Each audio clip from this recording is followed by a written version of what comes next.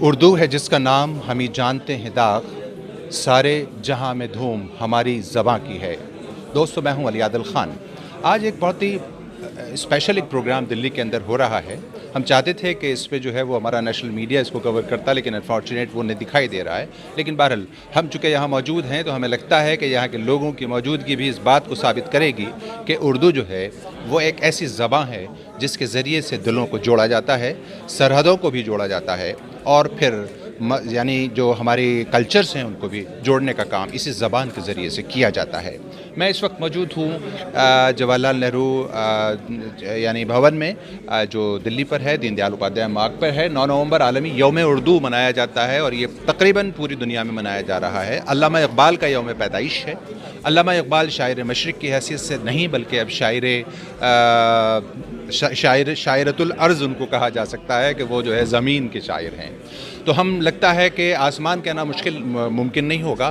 ہمارے ساتھ ایک خاص مہمان ہیں جن سے ہم کچھ بات کریں گے، اردو کی کچھ دکھتی ہوئی نسوں پر ہاتھ رکھنے کی کوشش کریں گے، چونکہ ان کا تعلق جو ہے وہ جواہر لال نہرو یونیورسٹی سے ہے۔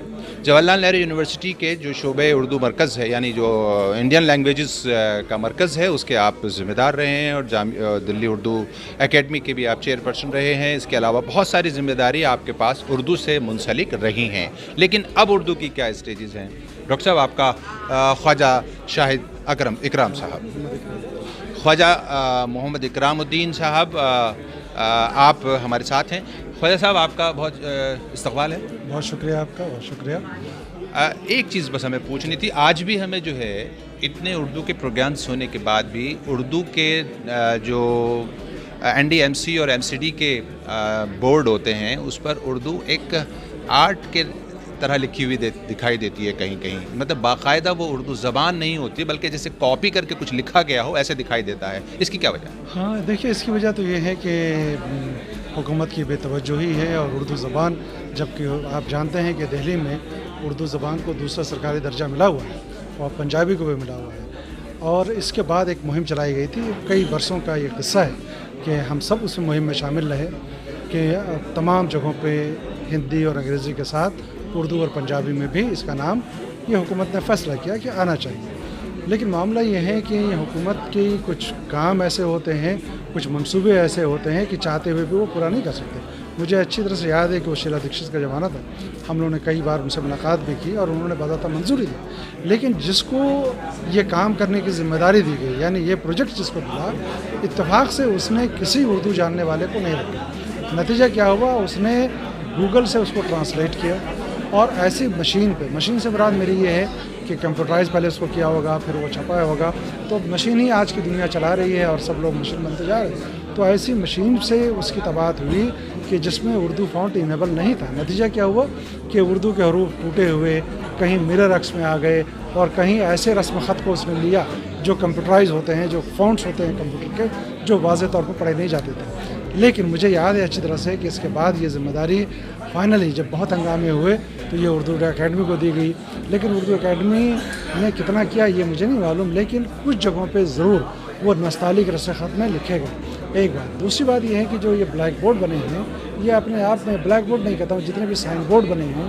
یہ اپنے آپ میں بھی عجیب بات ہے کہ وہ پیپر پہ چپکے ہوئے ہیں۔ آپ یہ دیکھیے کہ 4-5 سال گزر گیا، اب وہ ساری چیزیں اکھڑ کے سامنے آ رہی ہیں، تو اب نہ تو اس میں اردو باقی ہے، پنجابی باقی ہے، اور نہ ہندی انگریزی باقی ہے، زیادہ تر سائن بورڈ خراب ہو رہے ہیں۔ ڈاکٹر صاحب، اردو کی بہت ساری ایجنسیز، بہت ساری آرگنائزیشنز دلی کے اندر کام کر رہی ہیں، اور بلکہ نہ صرف دلی بلکہ ہندوستان اور ہندوستان سے باہر بھی کر رہی ہیں، لیکن اردو کی شکایات، اردو والوں کی شکایات، اردو زبان کی شکایت برقرار ہے، جو کہ توں ہے۔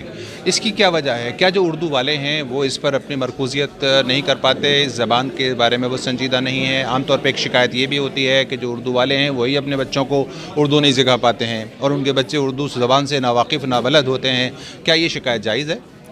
دیکھیے، کچھ چیزیں تو فیشن میں آ گئی ہیں، ٹھیک ہے، یہ جملے فیشن کے ہیں کہ اردو والے ہی اپنے بچوں کو اردو نہیں پڑھاتے۔ اب بالکل اسی طرح سے ہے کہ جیسے ہم اور آپ اپنے معاشرے کو تباہ کر رہے ہیں، کیا کہہ کر کے کہ ہمارے امام خراب ہیں، ہمارے مؤذن خراب ہیں۔ یہ کیا سچائی ہے؟ بالکل سچائی ہے۔ اور اسی طرح سے یہ کہنا کہ سارے اردو والے ویسے ہیں، یہ سب ایسے جملے ہیں کہ اپنے دامن سے گرد جھاڑیے اور دوسروں پہ الزام ڈال دیجیے۔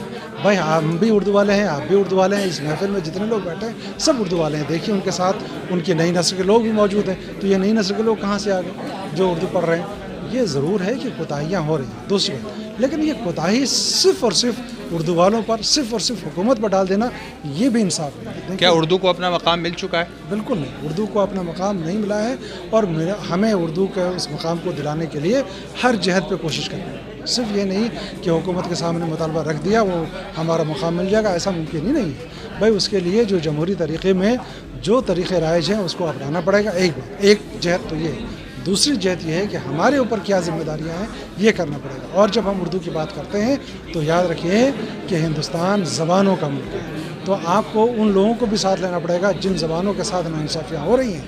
اس لیے کہ اس ملک میں آپ دیکھیں نا شیڈول لینگویجز 26 ہے، اس کے علاوہ 8 شیڈول لینگویج میں اور 8 زبانوں کو جوڑا گیا ہے۔ اتنی زبانوں کے ساتھ کیا کیا سلوک ہو رہا ہے۔ متحد ہو کر کے اگر سب لوگ اپنی زبانوں کے حوالے سے آواز اٹھائیں گے تو وہ آواز مضبوط ہوگی، اور جمہوری نظام میں تو وہی ہوتا ہے کہ جس کی آواز بلند ہوگی اسی کو اس کا حق ملے گا۔ تو ہمیں اپنی آواز بلند کرنے کی ضرورت ہے۔ آپ کا فرمانا ہے کہ متحد ہو کر ہم اپنے زبانوں کے حقوق اور اس کی بقا کے لیے کوششیں کر سکتے ہیں، اور آپ کا کہنا یہ بھی ہے کہ اگر ہم متحد ہو کر اس زبانوں کے بچانے کی اور اس کی حفاظت کی ذمہ داری سب مل کر لیں گے تو ہم سمجھتے ہیں کہ یہ زبان بھی باقی رہے گی۔ بہت بہت شکریہ۔